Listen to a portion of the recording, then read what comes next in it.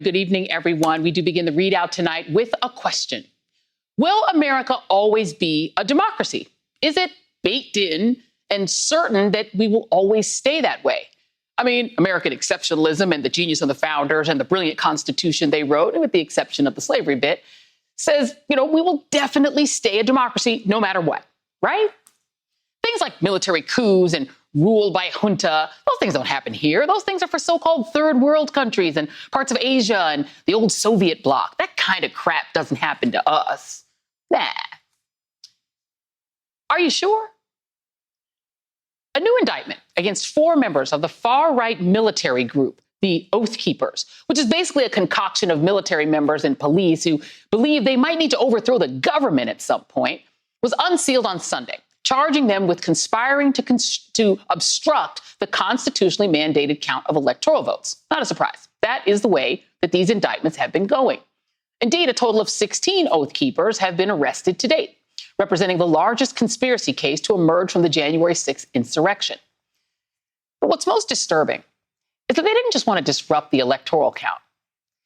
They intended to forcibly reinstall Donald Trump as the president. And how they plan to do that is frightening. As one member said, quote, "We are going to defend the president. You can call it an insurrection or you can call it a war or fight." Their goal, they said, was for Trump himself to declare an insurrection and use the Insurrection Act and then, quote, "call us up as the militia." If given the go-ahead, they intended to arrest members of Congress. In other words, the so-called Oath Keepers were prepared to execute a literal coup by current and former members of the military on Trump's orders. They're not the only ones embracing that idea. This weekend, Trump's briefly tenured former national security advisor, Michael Flynn, appeared to say a coup in this country is not only possible, but actually should happen. Flynn said as much during a 4-day conference in Texas for believers in the QAnon conspiracy theory, the latest sign that QAnon has gone mainstream inside the Republican base. According to a poll last week, 23% of Republicans say they believe in the premise of the QAnon conspiracy theory, that the government is controlled by a group of Satan-worshiping pedophiles who run a global child sex trafficking operation. I know. It's bananarama bonkers. But that's what nearly 1 in 4 Republicans now believes. And to that point, the QAnon confab in Texas this weekend featured a veritable cornucopia of propaganda videos that not only embrace the core tenets of QAnon, they appear to be designed to inspire, if not incite, violence against political leaders in Washington, including President Biden. In fact, some of the imagery is so violent and so suggestive, I can't even show it to you. Another portion of those videos also appeared to predict, among other things, that the United States government would be overthrown this year and that Trump would seize power. It was against that backdrop that a person in the audience asked Michael Flynn if the recent coup in Myanmar could happen here in the U.S. And here's how that went.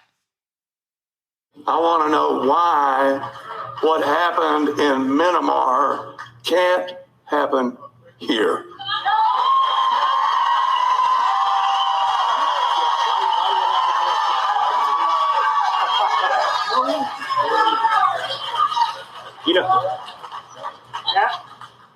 No reason. I mean, it should happen here. No reason. Right? That's right. Should happen here. Now, if that doesn't disturb the hell out of you, coming from the disgraced ex-general who once plotted to kidnap an American resident and rendition him to Turkey, where he would very likely be killed, and who Trump fired after he got busted conducting his own foreign policy with Russia on the side, if that doesn't disturb you, I don't think you're paying attention. Especially when you unpack what actually happened in Myanmar, where democratically elected leaders were deposed by a military coup whose leaders claimed the landslide election was, wait for it, rife with fraud. Oh, and they locked up the leader of the winning party. Lock her up. Lock her up. And while what Flynn said was pretty clear, he's now trying to backtrack, maybe thinking about the potential consequences and saying, quote, "There is no reason whatsoever for a coup in America, and I do not and have not at any time called for any action of the sort," except for the time that I actually said that in answer to a question at a QAnon rally. Yeah, so whatever you say, Michael. And this comes as we learn that Trump himself is hoping for a coup that could put him back in office. According to Maggie Haberman of the New York Times, Trump has been telling a number of people he's in contact with what he expects will be, I don't know, some way of being reinstated in August. Are you nervous yet? Joining me now is Michael Steele, former chair of the RNC, and Frank Figliuzzi, former assistant director of counterintelligence at the FBI and host of the brand new podcast, The Bureau, with Frank Figliuzzi. And Frank, I do want to start with you because, you know, the QAnon thing is both stupid and dangerous, right? It's I don't know what the word for it is, that people actually think there's a giant sex cult running the federal government, but they do. And a quarter of Republicans believe this is true. They also like Matt Gaetz. Doesn't make any sense. However, they're dangerous. And I wonder how afraid you are that they might try round two of what happened on January 6th. Yeah, here's the thing. What you said, we should go over the stupid part and the dangerous part, because it's that ludicrous part, it's that silly part that keeps us from seeing that this has become an actual viable threat to our democracy. It's no longer acceptable to write this off as the rantings of some deluded people when we see what they were capable of on January 6th, and we see that that desire has not gone away. When we see that the former, now convicted felon, Michael Flynn, former National Security Advisor, is actually saying, yeah, we should have a military coup. Yep, we should. When we see the indictment that dropped this weekend on Oath Keepers, right? And we see the planning of what happened. And what was it, Joy, that actually kept the president from invoking the Insurrection Act? It was the fact, read the indictment, that no counter-protesters, BLM, Antifa, showed up and actually got into it with those insurrectionists. If they had, that would have been the trigger in their minds that would have created an all-out conflict that would have allowed the president to invoke the Insurrection Act. And to stay with that for just a moment, to stay with you, Frank, right? Because you had immediately some Republicans even who immediately tried to say, no, it was Antifa, no, it was Black Lives Matter, and try to shift it onto them. And it leads one to think that anyone who was either knowledgeable about this plot or who thought it maybe could happen and were crossing their fingers, hoping that there would be a conflict, actually, to your point, really believed and hoped that Black Lives Matter and Antifa people who are anti-fascists would show up. And that then the white nationalist groups and the so-called, I don't know what they call themselves, the Proud Boys, all of these different groups, some of whom have military members in them, who could do military maneuvers and were doing military maneuvers. They hope they could have a fight. Insurrection Act gets called martial law. The fact that that is a real thing, is that what Chris Wray was warning about? Is that what we really have to fear in this country in 2024? Yeah, this hasn't, not only has this not gone away with Trump leaving office, it has gotten worse and emboldened Trump and those around him, who's now talking about coming back into power magically in August. They think it can happen. We better pay attention. Chris Wray said publicly in testimony, what happened on January 6th was domestic terrorism. So look, 25 years in the FBI, here's how you deal with a domestic terrorism threat. Here's how you deal with any terrorist threat. You have to dismantle the leadership structure. Yes, the FBI keeps going after, and God bless them. We're way over 400. We're headed to 500 indictments. Fantastic. We're seeing conspiracy charges. But they can't stop there. They have to dismantle the leadership structure. And if that means sitting members of Congress or people in Trump's circle, like Rudy Giuliani or Trump himself, then so be it, because it will not go away if they keep inspiring and mentoring others.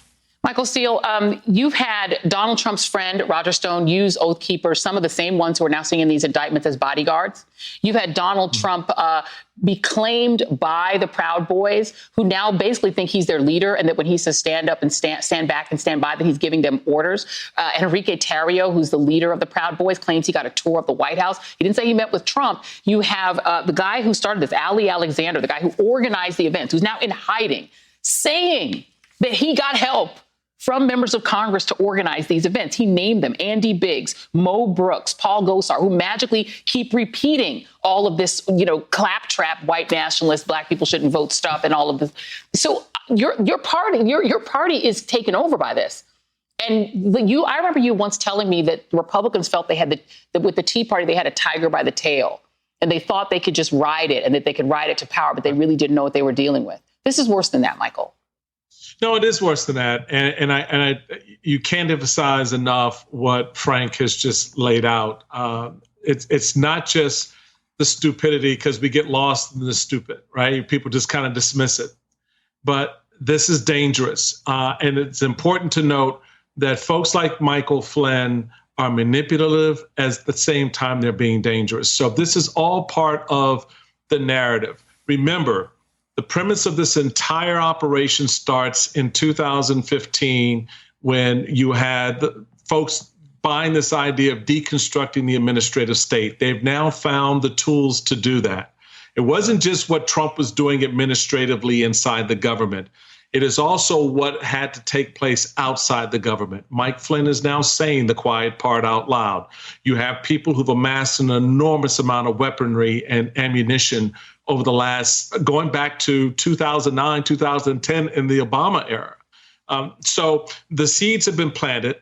The narrative is now being reeled out to us. And the question that we have to make real for ourselves is this no longer about what Republicans are doing, because we know that if anything that happened post January 6th is on the hand of those individuals, not only named by the folks you just listed, Proud Boys, whomever, but the members of Congress who have perpetuated this. And that's why the January 6th Commission is so dangerous to them, because it exposes what they have their fingers in, or what they've turned a blind eye towards. So I think now it's incumbent on us as citizens, Joy, to really ratchet up our concern here to Frank's warning, and to be clear about the dangerousness of what is unfolding in front of us, not just focus on the stupidity of it. Oh, yeah, child, this, that, or the other, or, cabals here and there. This is an underground thing that's becoming commonplace. It's becoming commonplace. And I have to say, Frank, back when I used to have a Dayside show and there was a lot of reporting that we did on ISIS, I used to watch those ISIS videos. I wanted to know what I was reporting. I didn't feel like I could talk about it if I hadn't seen it. These videos that they show, which we're not going to show them, they looked a lot like those ISIS videos. They even had this soundtrack on them that I think was meant to sound vaguely Middle Eastern. It was pure propaganda videos meant to incite people. It looked very much like those terrorist videos. Am I way out of line for saying that? They sound a lot like violent jihad recruitment videos. You're right. And yes, no one's being beheaded, but we are hearing and seeing on social media people being demanding that people be hung, right? That people be beheaded. It's out there, and it doesn't take much to recruit people into a movement. It takes a heck of a lot to get them out of the movement. It takes repeated exposure to sunlight and truth. And something Michael said, worth repeating.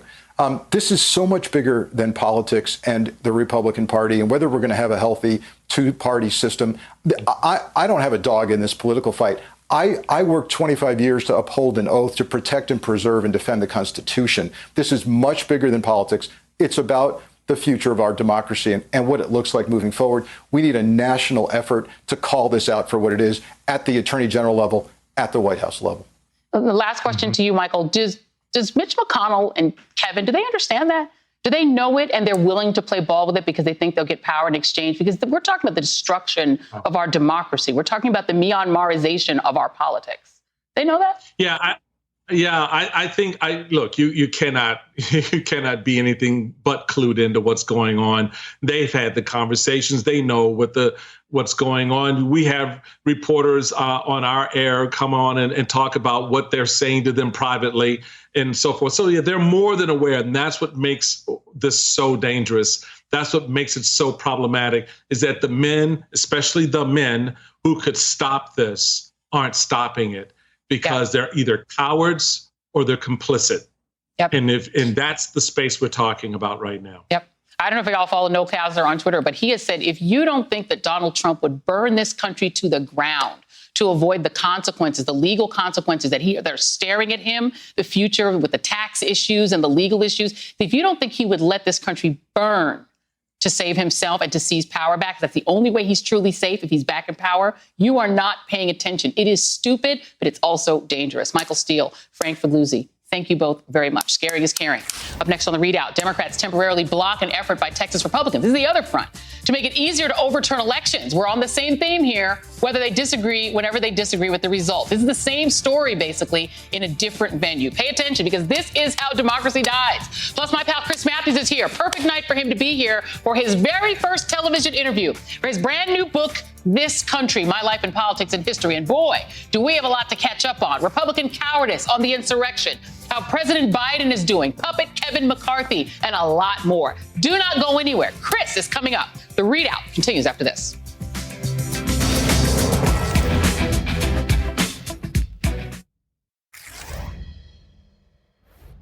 Just a couple hours ago, Joe Biden became the first sitting president to commemorate the 1921 Tulsa Massacre, one of the worst incidents of racial violence in American history. During those remarks, he slammed the Republican-led attack on our voting rights after sharing what civil rights icon Congressman John Lewis said to him while on his deathbed. You know what John said? He called the right to vote precious, almost sacred. He said the most powerful, nonviolent tool we have in a democratic society. This sacred right is under assault with incredible intensity like I've never seen. Earlier this year, the House of Representatives passed For the People Act to protect our democracy. The Senate will take it up later this month, and I'm going to fight like heck with every tool at my disposal for its passage. We're going to overcome again, I promise you, but it's going to take a hell of a lot of work. The president also announced that Vice President Harris will lead a push for voting protections in response to the recent ballot restrictions in several states, like Texas, where a Republican-sponsored bill, if signed, would contain some of the most restrictive voting measures in the entire country. It would eliminate 24-hour voting and drive-through voting. The bill also prohibits Sunday voting before 1 p.m., a direct attack on the Souls to the Polls Sunday get-out-the-vote campaigns used by, you guessed it, black churches. It would also make it easier for a judge to overturn an election without requiring any evidence whatsoever that fraud actually changed the outcome of a race. So you can see why Texas Democrats on Sunday stirred up some good trouble, staging a last-ditch walkout in order to prevent a vote from being held before the midnight deadline. Joining me now is Texas State Representative Chris Turner, the Democratic caucus chair who organized the walkout. I first want to thank you and your colleagues for showing us the meaning of fight. I think there are some Democrats, no disrespect to the Democrats in Washington, but they might have needed that demonstration. So I want to thank you for that. That's just me talking here. I want to ask you about one of these provisions. A guy named Travis Clardy, who's one of the bill negotiators, he claimed the 1 p.m. Sunday start time, the gutting of Souls to the Polls, was just an error, and that he looks forward to fixing it in the special session. Your thoughts? Well, first off, thank you for having me. It's an honor to be with you. And all 67 members of our caucus led on this and made it possible to defeat this bill. So all credit to all members of our Democratic caucus in Texas. The provision in that bill, I spoke at length on the House floor Sunday night about that because it is a direct attack on Souls to the Polls. And many churches in Texas and across the country have a time-honored tradition of engaging in to get out the vote after Sunday worship. And obviously changing the start time from the morning to 1 p.m. Is an attempt to cut off access to the polls after church and create a line once the polls actually do finally open at 1 p.m., both of which have a suppressive effect on right to vote. And what I talked about this extensively, as did other members on the House floor Sunday night. Not once did a Republican say, "Oh, it was a typo." Right. So that's a little bit of revisionist history, I'm afraid. Yeah, they did the same sort of squeal and retreat in Georgia when they tried to do the same thing there. The most terrifying aspect of this bill, and all of it is bad, is the idea that a judge could simply say, I overturn this election, don't have to prove any fraud to change the outcome. This is straight up tyranny. I wonder how, in your view, I don't know if you're a lawyer, how can that be legal? Well, I'm not a lawyer, but I agree with your analysis. It is terrifying to think that a judge could overturn the election without any evidence, essentially. And it's important to note that this language, this provision, had never been seen before until this final version of the bill was filed sometime on Saturday. And so neither the House nor the Senate had considered this at any point during the legislative session. It came out of nowhere. And it was just one of the many outrageous aspects of Senate Bill 7, which is why it had to be defeated. Yeah. The Governor Abbott, who in theory would benefit from this provision, meaning he could stay in power as long as he wanted because a judge could simply say, no, he won, even if, let's say, Beto O'Rourke runs against him and beats him. He says he's going to sign it. Not only that, but in this special session, he's also threatening to fine you all for walking out, fining the House Democrats. My understanding is you guys make like $600 a month. So it's not like he's going to, what do you make of his threats? Yeah, that is true. That is our salary. We do receive a per diem during session. But look, I think it's absurd. The legislature is a co-equal branch of government to the governor.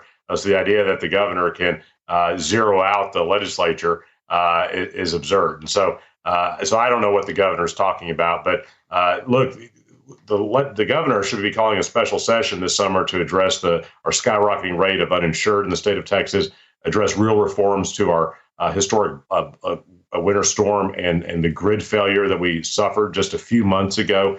Those are the things that the governor should be focused on, not on passing more vote suppression bills and not worrying about legislative appropriations. So that's what I hope the governor will return his focus to. The challenge is that he doesn't have to do that. The problem with sort of these authoritarian style governments means you don't have to take care of the people. You don't have to give them heat when there's a winter storm. You don't have to do anything for them because they can't vote you out.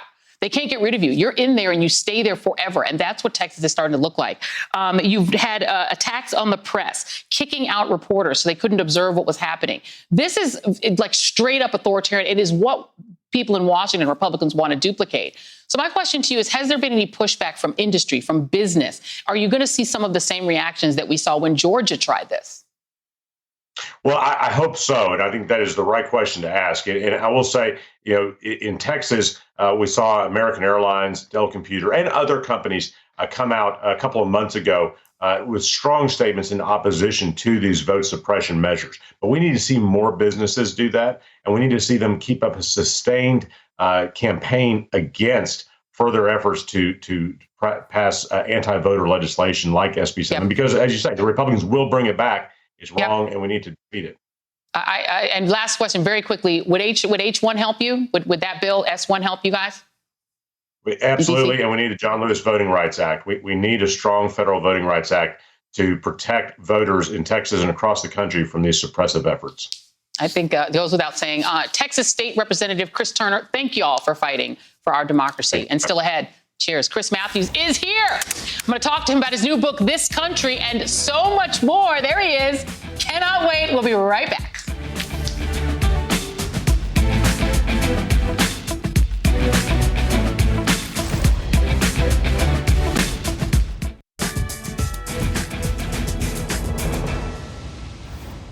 Given the continued onslaught on voting rights and the Republican Party's eagerness to whitewash the events of January 6th, more than 100 scholars who study democracy for a living have issued a frantic warning. They write that anti-voting initiatives are transforming several states into political systems that no longer meet the minimum conditions for free and fair elections. Hence, our entire democracy is now at risk.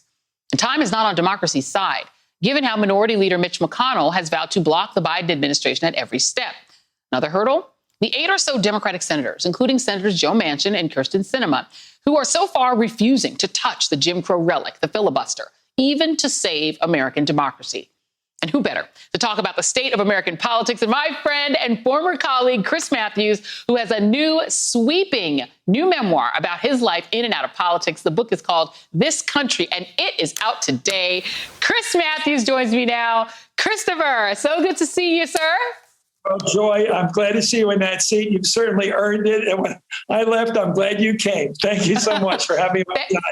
I spent my life, it's been the glory and the chance of my life has been on the inside of politics. I've been on the inside, flying around Air Force One with a president, fighting for his life politically. I work with the Speaker of the House, Tip O'Neill, every morning with him. And I love American democracy. And I've seen it at its best. I've seen deals being made in the best sense.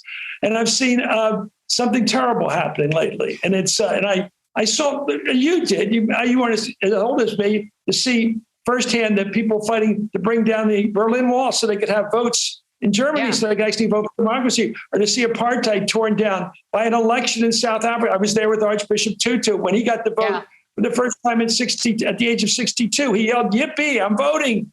You have to treasure It's democracy. Maybe the Democratic Party should change its name to Democratic Party lowercase.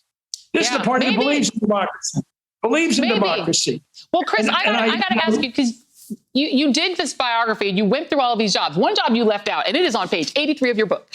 It is you also worked as a Capitol Police officer. And I did want to ask you, what was your reaction as somebody who worked on that Capitol, not just working for the Speaker at that level, but working as a Capitol Police officer? What was your visceral reaction to that insurrection on January 6th? I felt violated. I felt the place I'd worked and people I worked with devoted their lives to, including the police officers, and to see these people come in there and basically massacre the place. To desecrate is a good word.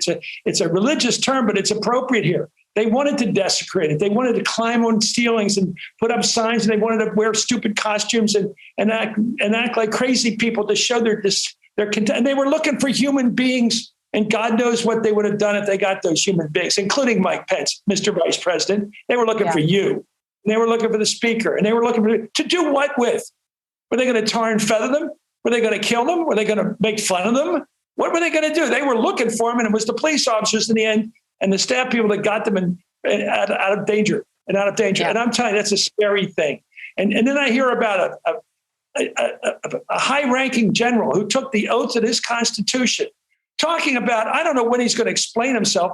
I don't know how to explain using the word should in the same preposition with military coup. What are you talking about? And they were cheering what they thought he meant and what he probably did mean. And this is what's really scary. Nobody was shocked by what Michael Flynn said the other day. Nobody was shocked. This is a continuum. And one advantage of being away from daily television, being on it and having to talk every day about what happened that day, like I was in the Peace Corps in Africa, you see a pattern developing. I'm in the Peace Corps in Africa, and I'm watching the bitterness grow at home against the Vietnam War. You can sense it by catching the dots on the screen. What are the dots on the screen in the last several months? Well, you had a president who started with, who said a previous president was an illegal immigrant. He was not president. He couldn't be. He was here illegally. He snuck in the country. An absurd, awful, racist comment. And then you have a president, former president now, thankfully, who calls this president illegal, who says he's not president. He's got 2/3 of the Republican Party, the party of Lincoln, saying that Joe Biden's not president. Yeah. It has gotten to be worse, and it's worse. And they go from relying on the Electoral College because they can't get a popular vote. They lost the popular vote in 2016 by almost 4 million. They lost it again in 2020. They think it's cute to win by the Electoral College. Of course, it's constitutional, but now they don't even believe in the Electoral College. Trump doesn't even believe he lost in the Electoral College. Right. You know, democracy, as Jefferson taught us, with all Jefferson's faults, slavery and the rest, he did give us all men are created equal. He did give us a goal, ironically, a goal. Yeah. And this crowd doesn't understand democracy. If you ask the average Republican who likes Trump, do you really want the majority to rule in this country? Simple question. Not. Yeah. Including minorities.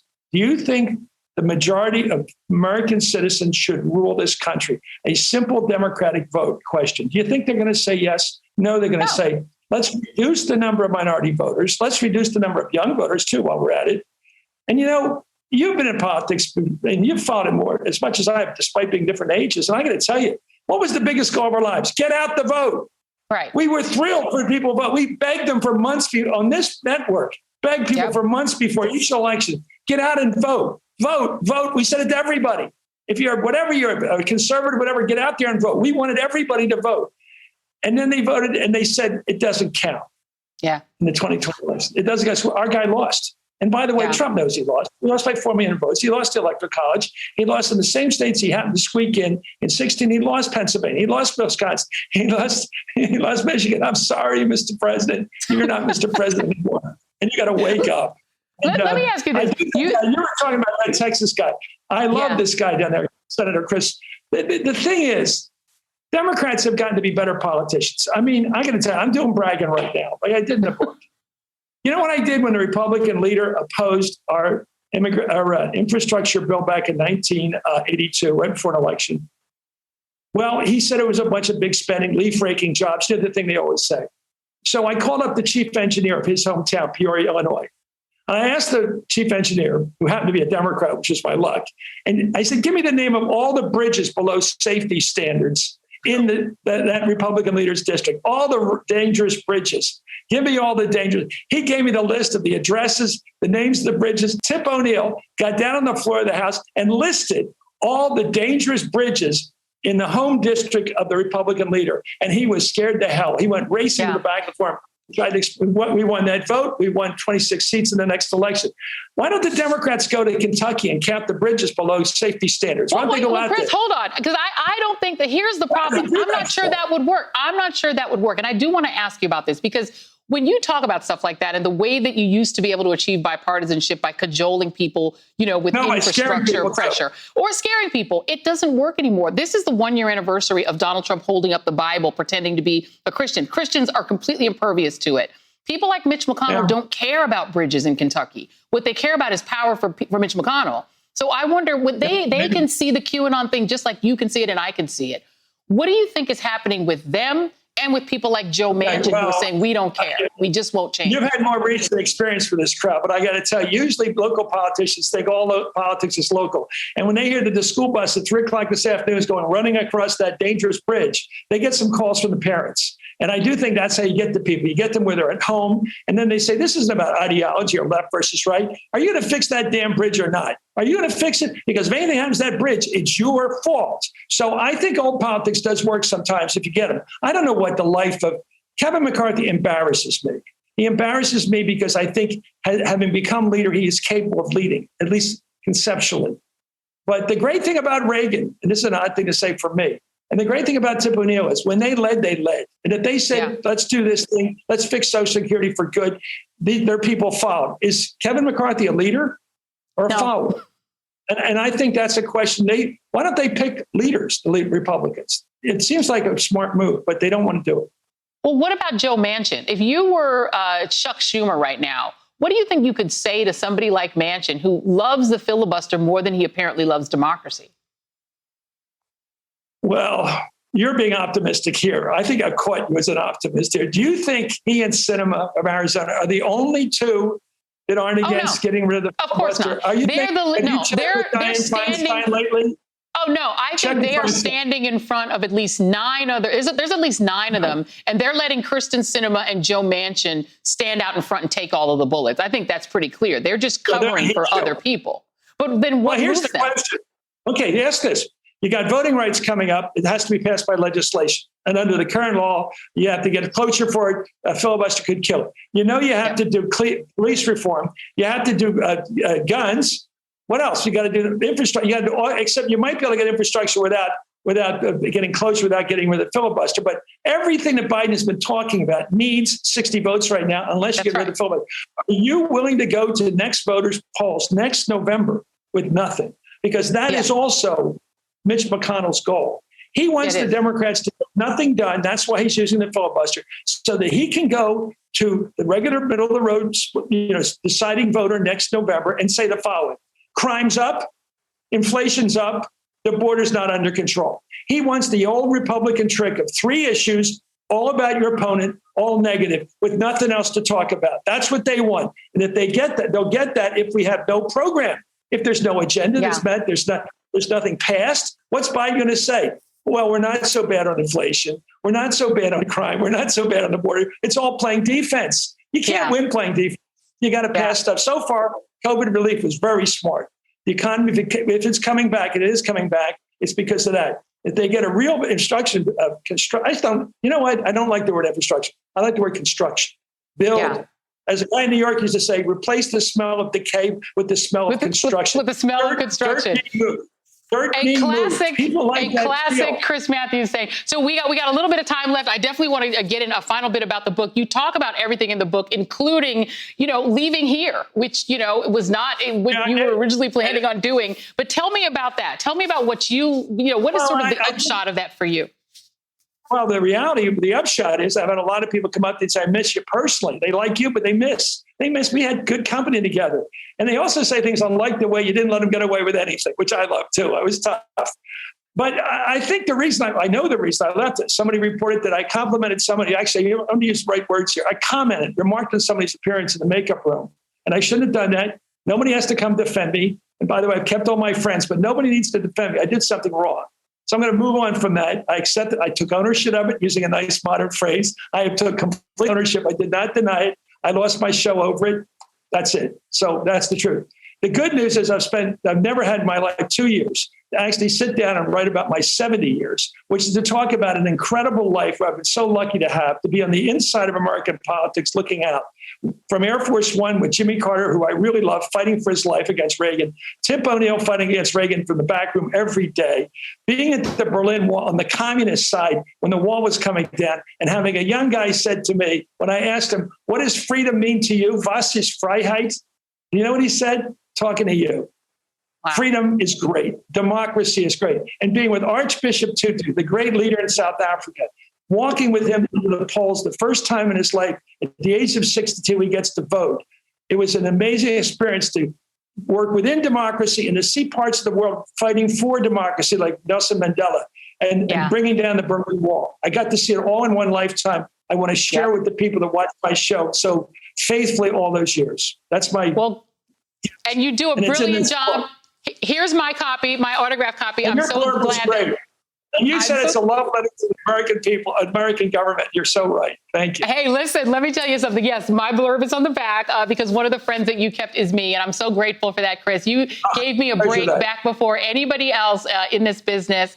I love you, my friend. I thank you so much for coming on tonight. This book is great, y'all. You really should check it out. You'll learn a lot. We share a love of the continent, of South African history, and you will just learn a lot about Chris. It is a fantastic book. Chris, thank you, my friend. Thank you, thank you, thank you. Joy Reid, thank you. Thank you so much.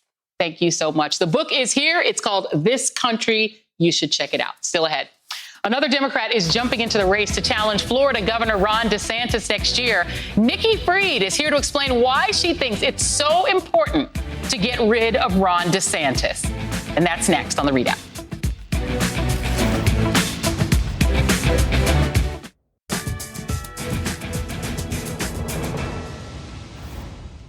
Florida Governor Ron DeSantis continues his quest to become the pretender to the MAGA throne in true Trump twinsy fashion.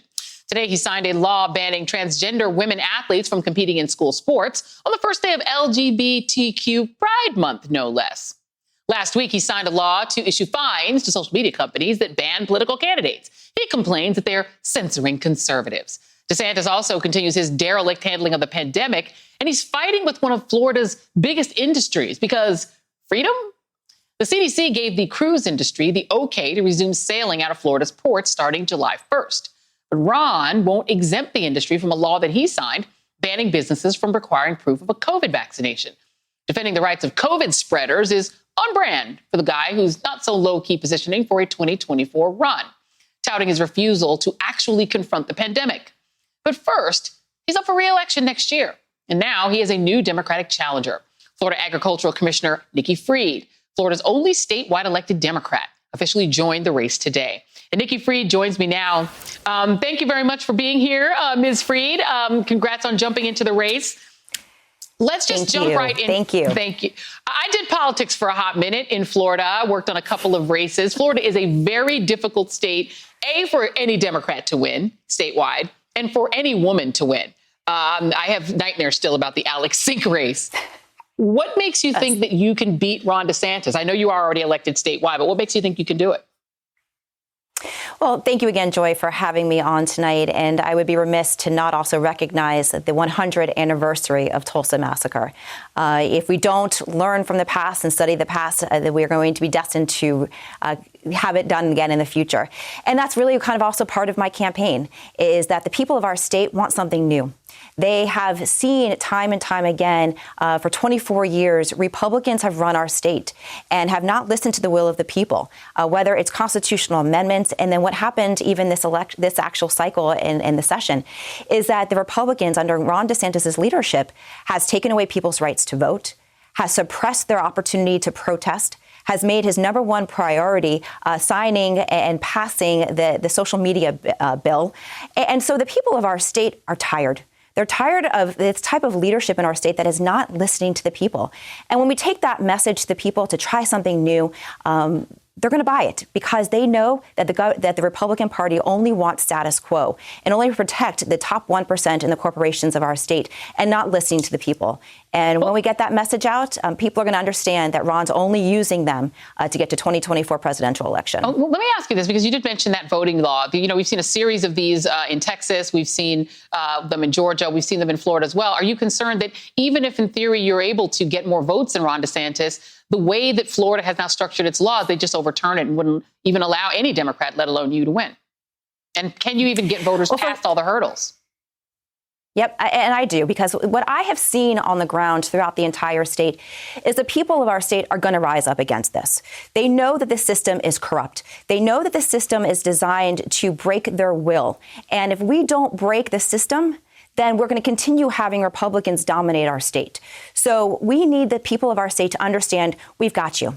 We're going to back you up. But we need them to understand that the system that has been operating here in the state, whether it's the unemployment system, our healthcare system, our education system, our voting system, is designed to keep them down. So the system is rigged, the system is corrupt, and I'm asking the people of our state to stand with me, to vote with me so that we end this corruption of 24 years of Republicans running our state. So we're going to get our information out there, we're going to work with our supervisor of elections, and we're going to overcome this very suppressive voter registration bill. Do you think that cruise ships should refuse to dock in Florida because of these rules about COVID? I know a lot of people are afraid to get on a cruise ship if they don't know people are vaccinated.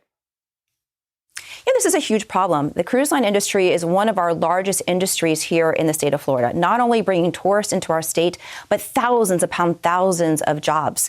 And Ron is once again being very egotistical, bullish on this issue, when the cruise line industry just wants to make sure people are safe, get jobs back working on the cruise industry. And they have threatened that if the governor does not work with them, they're going to leave the state of Florida. And that would be an absolute... Yeah. But do you think they should? Should they refuse? I think that's an important issue for us to be talking about, because I do think that if the cruise line industry can't get themselves back up and running, and they want to protect their patrons and the people that are working on these ships, and this is something that they're fighting for, and they should look at leaving if they're not willing to be, if the governor's not willing to work with them. Last question: in order to get to the general, you got to get through the primary first. Charlie Crist is on that ballot too. He's polling ahead of you, at least in one poll that we've seen. How do you beat Charlie Crist? He's a pretty formidable politician historically. You know, Joy, you and I have known Charlie for a long time. His time in statewide elected office has come and gone. The people of our state want something new. They want something different, and that is exactly what we're going to give to them. So I'm asking all of your viewers to stand with us. If you live here in the state of Florida, vote with us. Go to my website, NikkiFried.com. If you're interested in giving a campaign contribution, we'd be greatly appreciative. And for the people that don't live here in the state of Florida, please go to our website. It is all hands on deck. This is something that we as a country need to do to get Ron DeSantis and the Republican Party out of Florida. Nikki Fried, thanks for being here. And by the way, since you did mention Tulsa, you should look at Rosewood in Florida. Same story 2 years earlier. Thank you very much for being here. Really appreciate your time. Cheers. And up next, President Biden marks 100 years since the Tulsa race massacre. Speaking of race massacres, stay with us.